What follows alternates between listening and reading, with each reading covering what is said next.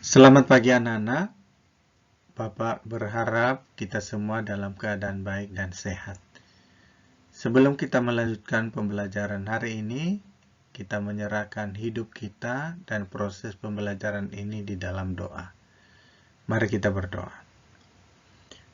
Bapa di sorga yang kami muliakan, yang kami agungkan, kami kembali menyerahkan hidup kami ya Tuhan pada saat ini, terutama di dalam mengikuti proses pembelajaran.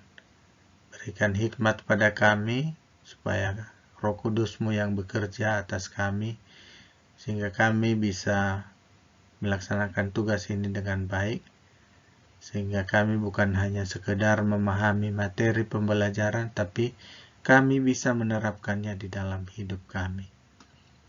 Mungkin ada teman-teman kami yang sedang bergumul, sedang sakit pada saat ini, supaya Tuhan kuatkan, Tuhan pulihkan, bukakan jalan dari kesulitan-kesulitan yang dialami. Kami juga berdoa untuk orang-orang yang mengalami penderitaan karena pandemi ini. Ya Tuhan, tolong mereka, supaya mereka Tuhan tetap berpegang kepadamu, dan bukakan jalan, berkati obat-obat yang dipakai, sehingga mereka mendapatkan kelegaan karena campur tangan Tuhan. Inilah doa kami ya Tuhan, penyerahan kami hanya di dalam nama Yesus Kristus, Tuhan kami. Amin.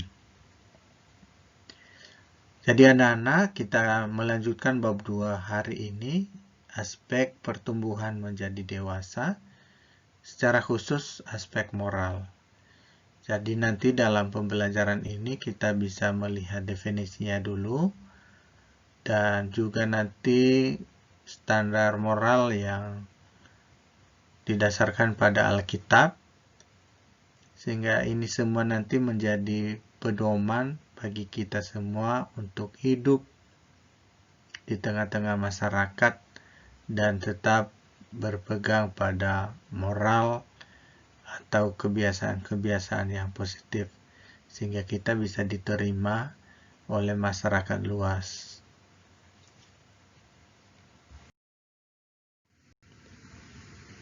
Moral dalam bahasa Latin mos, atau kata jamaknya adalah mores, yang artinya kebiasaan atau adat. Jadi moral bisa kita definisikan sebagai aturan kesusilaan atau nilai-nilai dan norma-norma yang menjadi pegangan bagi seseorang atau kelompok dalam mengatur tingkah lakunya. John Dewey, salah seorang pakar pendidikan dan filsafat di Amerika, dia membagi 3 tahapan moral. Yang pertama adalah pramoral, di mana anak belum menyadari ketertarikan dengan aturan-aturan yang ada. Yang kedua adalah tahapan konvensional, di mana kesadaran akan ketaatan pada kekuasaan tertentu mulai berkembang.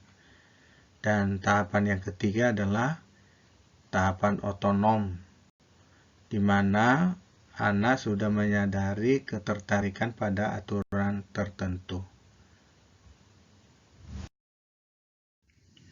Kalau kita baca Keluaran 20 ayat 1-17, maka di sana kita bisa menemukan hukum moral dalam wujud 10 hukum yang diberikan Tuhan kepada umat Israel melalui Musa.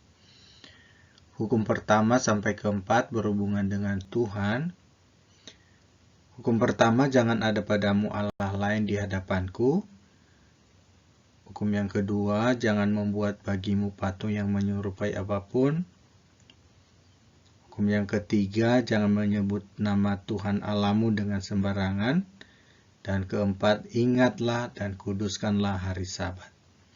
Sementara hukum ke-5 sampai ke-10 berhubungan dengan sesama kita. Misalnya hukum ke-5, hormatilah ayah dan ibumu supaya lanjut umurmu di tanah yang diberikan Tuhan Allahmu kepadamu. Jangan membunuh, Jangan berzina, jangan mencuri, jangan mengucapkan saksi dusta tentang sesamamu, jangan mengingini rumah sesamamu, dan seterusnya. Jadi di sini kita bisa melihat bahwa ke-10 hukum ini mau menanamkan nilai kekudusan, dan ini menjadi standar moral bagi umat Israel. Kalau kita baca Yohanes pasal 8 ayat 3-11, maka di sana kita bisa melihat satu peristiwa di mana ahli-ahli Taurat dan orang-orang Farisi membawa seorang perempuan yang kedapatan berzina kepada Tuhan Yesus. Mereka mengatakan perempuan ini harus dihukum sesuai dengan hukum Taurat. Apa reaksi Tuhan Yesus dan apa yang dikatakan oleh Tuhan Yesus? Apakah Tuhan Yesus menghukum perempuan ini?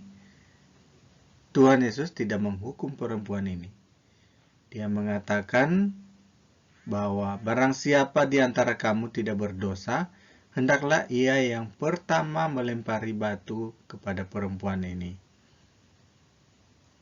Dan akhirnya tidak ada yang melempari.